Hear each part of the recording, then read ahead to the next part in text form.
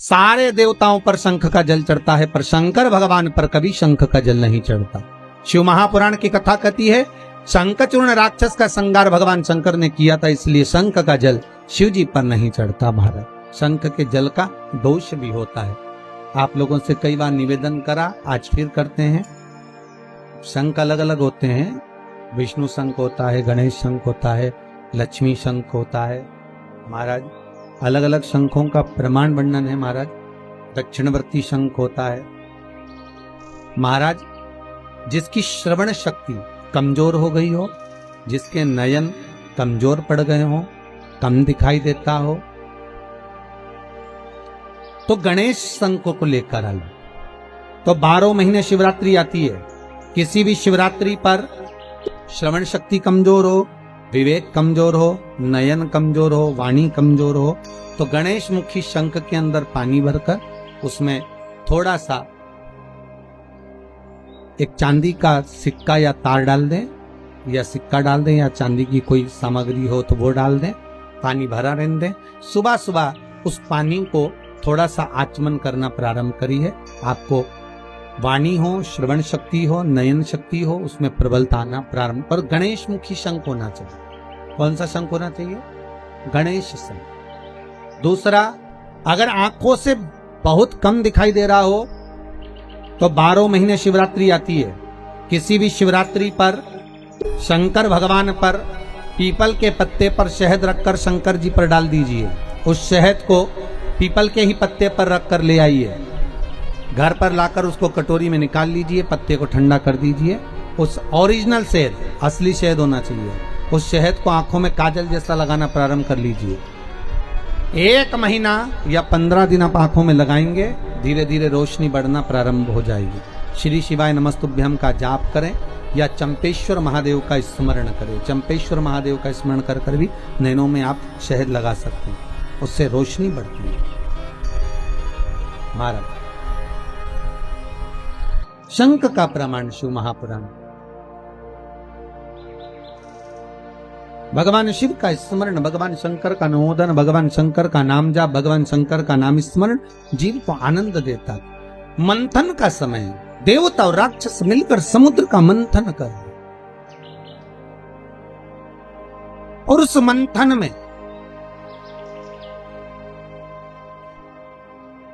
सबसे पहले अगर प्राप्त हुई है तो गौ माता प्राप्त हुई। उस मंथन में अगर प्रकट होने वाली सबसे पहले है तो गाय। नंदा, सुभद्रा, सुरभि, सुशीला, बहुला, ये 5 गाय समुद्र मंथन के समय पर प्रकट हुई, और उसके बाद जो निकला वो हलाहल विष निकला है। उसके बाद जो प्राप्त हुआ वो विष, फिर निकला विष। अच्छा, देखिए कितना सुंदर प्रसंग है। सबसे पहले अगर कुछ निकला है तो गाय निकली, गाय के बाद निकला है विष। शिव महापुराण की कथा कहती है गाय को निकालने का कारण केवल इतना था कि जो विष पिएगा उसका कंठ जलेगा, तो कंठ में जलन अधिक होगी। अब कंठ में जब जलन होगी तो उस जलन को अगर कोई रोक सकता है तो गाय का दूध रोक सकता है। जब गाय माता के दूध से शंकर भगवान का अभिषेक होगा तो उससे जो जलन है, तपन है, वो समाप्त हो।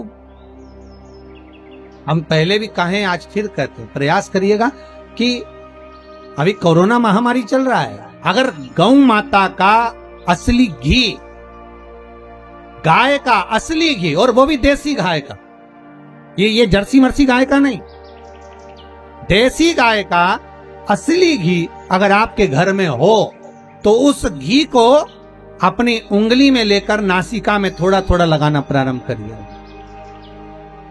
थोड़ा उस घी का सेवन करना प्रारंभ करिए, असली घी का। औषधि है, गौ माता का जो व्रत है वो औषधि। और फिर निवेदन करेंगे, अगर मौका मिले आपके यहाँ अगर देसी गाय हो तो कहीं अगर देसी गाय प्राप्त है तो गौ माता का जो मूत्र है गंगा के बराबर है, उस मूत्र को लाकर, गौ औषधि को लाकर, गौमूत्र को लाकर अपने घर का लेपन पोषण भी करिए तो कोई दिक्कत नहीं है। ये वायरस अगर मेरी माता के, गौ माता के संपूर्ण शरीर में अगर 33 कोटि देवता है तो मेरी माँ इस वायरस को निगलने की सामर्थ्यता रखती है। इतना तो मेरी माँ गौ माता जानती है, रखती है, तो उसका लेपन अवश्य।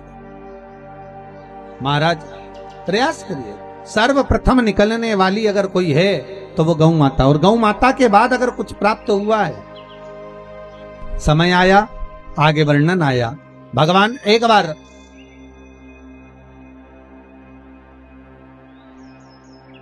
शिव कथा कह रहे हैं, तारकाक्ष, विदुमाली, कमलाक्ष की, ये तीनों की तीनों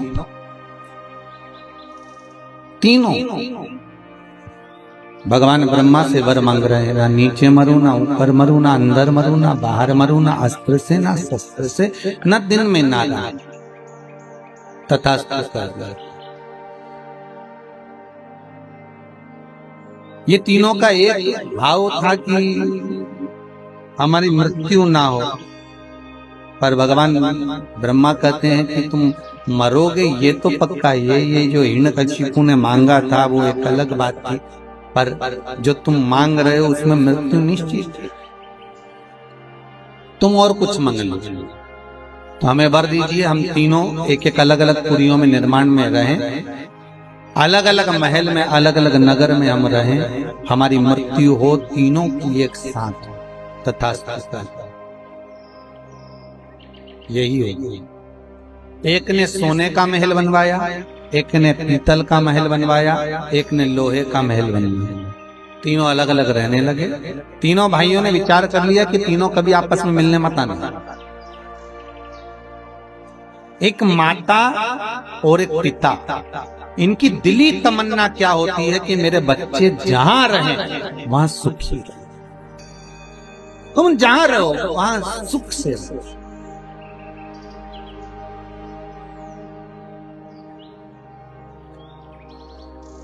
तुम्हारी मर्जी पड़े जहां रहो, पर स्वस्थ और सुखी रहो। कोई माता पिता ये नहीं कहेंगे कि सारा घर का पूरा व्यक्ति घर के अंदर ही रहे। नहीं नहीं नहीं, आप तो जहां रहो वहां अच्छे से सुखी हो।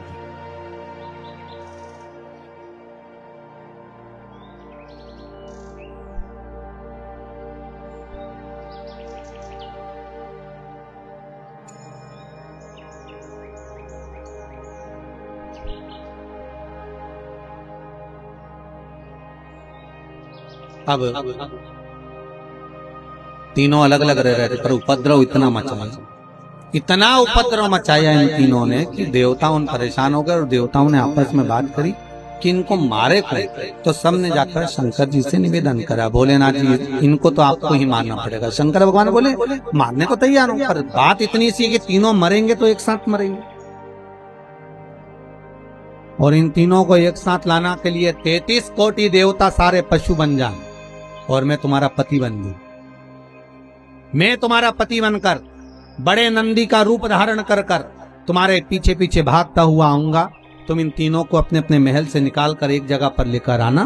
तीनों का मैं संहार कर दूंगा। तीनों को इकट्ठा कर कर एक जगह पर लेकर आए। भगवान बड़े नंदी का रूप धारण कर कर उनको मारने के लिए आतुर हुए। जैसे ही आतुर हुए, तारकाक्ष बिनु मामली को तो मार दिया, कमलाक्ष की ने फरसा उठाकर भगवान शंकर का गला काट दिया। शिवजी नंदी के रूप में आए थे। शंकर का जैसे गला कटा, वो कटा हुआ गला नेपाल में जाकर गिरा। शिवजी का धड़ केदारनाथ जी के रूप में विराजमान हुआ। पर शिवजी ने देखा यदि ये आज नहीं मरे तो फिर नहीं मरेंगे, तो शंकर भगवान ने सोचा इनको मारना जरूरी है। शिवजी अपने असली स्वरूप में आ गए। त्रिशूल उठाकर तारकाक्ष विदुमाली को मारा। जैसे ही मारा, कमलाक्ष की मारने के लिए पीछे से दौड़ा। भगवान ने पीछे का कोना, उस त्रिशूल की नोक, पीछे का भाग कमलाक्ष की को दिया। तब जाकर ये तारकासुर के 3 पुत्र मरे। देवता आनंदित हुए। तब देवताओं को लगा कि अब सुख का भान होगा, अब आनंद की अनुभूति होगी। अब आनंद की अनुभूति होगी। अच्छा, देवताओं के साथ और आपके साथ और हमारे साथ एक जैसा ही होता है। अपन थोड़े दिन अच्छे से जीते हैं, इसके बाद लगता है अब सारा दुख, सारी तकलीफ, सारा कष्ट चले गया। होता है। अपन सोचते हैं कि अब अब अच्छा दिन आने वाला है, समय अच्छा आएगा, अच्छा हो जाएगा। यही सोचते सोचते सोचते सोचते होता है, एक जैसे संत है, एक नदी के किनारे पर बैठ गया, तट पर। किसी ने पूछा, बाबा जी क्यों बैठे हो? बाबा जी बोले, नदी का पानी खत्म होए तो मैं पार हो जाऊं। दूसरे ने कहा, बाबा जी ये नदी का पानी कभी खत्म नहीं होगा, तुम्हें पार होना है तो नाव में बैठो और चले जाओ। संत कहने लगे, इसलिए तो समझाने के लिए बैठा हूं कि दुनिया के लोग सोचते हैं बस ये समय निकल जाए, इसके बाद फिर अच्छा समय आएगा, ये समय निकल जाए इसके बाद अच्छा समय आएगा।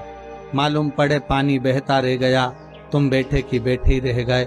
इसलिए निवेदन है, भगवत भजन की नाव पकड़ो, राम नाम कृष्ण नाम शिव नाम जपते हुए इसको पार करते रहो। ये भव सागर की नदियां है, बहती रहेगी। पार होने का तरीका केवल शिव महापुराण, राम कथा, कृष्ण कथा ही है जिसके माध्यम से हम पार हो सकते, हम पार निकल सकते, बस साधन वही है।